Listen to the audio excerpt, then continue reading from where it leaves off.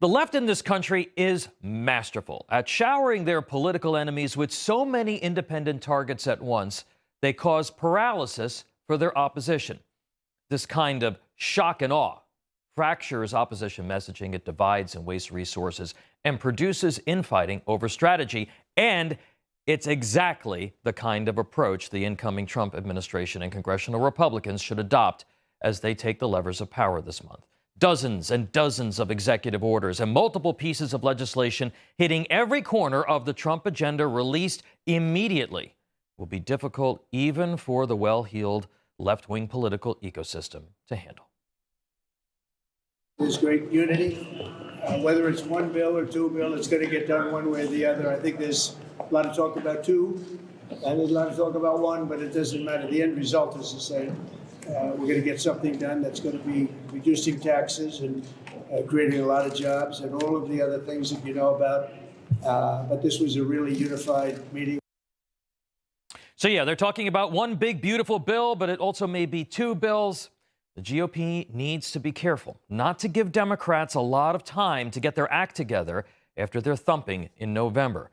The Republicans need shock and awe now. They need wins now. The Lake and Riley Act may be a good first start. But while shock and awe should be deployed to right the ship of state, Mr. Trump and his team do appear to appreciate that there are only a handful of issues that voters will actually use as a barometer of his success. Results on those issues will be the cornerstones of the Trump legacy. Understanding those and advancing those is what I call smart shock and awe. Certainly, Americans are revolting against woke, a dangerously tepid foreign policy, transgender cultism, DEI, the censorship complex, and Soros-backed pro-criminal district attorneys. But look, Trump may have made a host of bold promises during the campaign, but remember, Americans are smart and they're realistic. They don't expect Trump 2.0 to make good on every single pledge with a slim GOP majority in Congress and the legal and political headwinds that will face the new administration's policy agenda. Most people out there, they're going to likely be satisfied with 2 or 3 big wins that impact their daily lives. Smart shock and awe attempts to hit many important policy targets, but also husbands its resources and political capital for a small number of key priorities. And that may be what we're seeing here. People want more money in their pockets, firstly, and greater financial stability. Priority one for the president and the new Republican Congress must therefore be making the 2017 tax cuts permanent, while simultaneously fixing the state and local tax deduction debacle that likely cost Trump re-election and making good on the incoming president's no taxes on tips pledge. Mr. Trump's no taxes on Social Security promise, or a phased repeal of those taxes, should be a secondary goal for the administration, together with some measure of spending cuts to pay for it. Tax policy wins will provide relief for nearly every American and bolster a flagging economy. Those tax cuts will also be attractive to swing district suburban Democrats to get them over the line in Congress. Of course, immigration and public safety, linked together as one issue, must also be given top priority. By all accounts, the Trump team's efforts, led by Tom Homan, are readying for launch.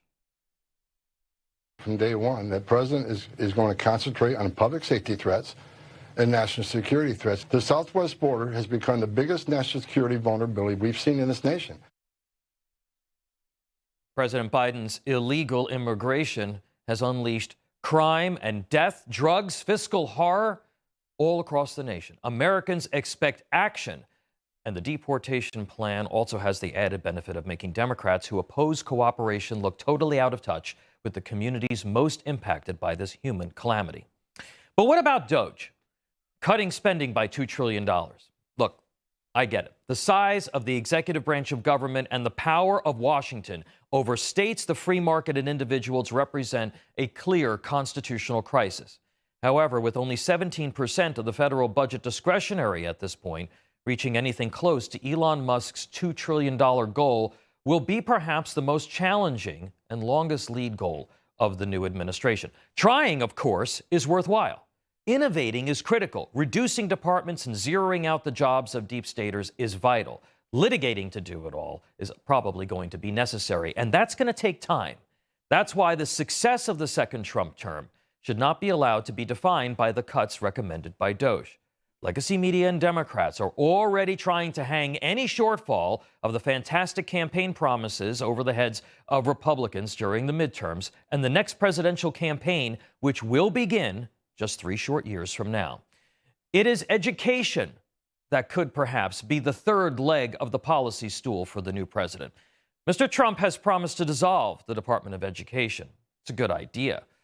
But however worthwhile it would be, Americans are looking for more when it comes to education reform.